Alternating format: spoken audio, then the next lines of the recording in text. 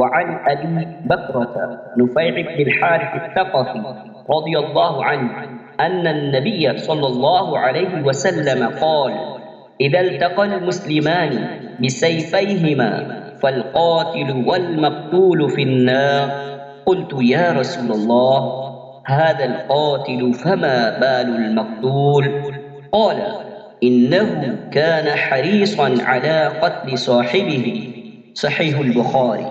अबू बकरा नुफै बिन हारिस तक़फ़ी रज़ियल्लाहु अन्हु से रिवायत है, उन्होंने कहा कि मैंने रसूलुल्लाह सल्लल्लाहु अलैहि वसल्लम से सुना है, आप सल्लल्लाहु अलैहि वसल्लम फरमा रहे थे, जब दो मुस्लिम अपनी अपनी तलवारें लेकर एक दूसरे को कत्ल करने की गर्ज से मद्दे मुकाबिल आ जाएं, तो कातिल और मकतूल दोनों दोज़खी हैं।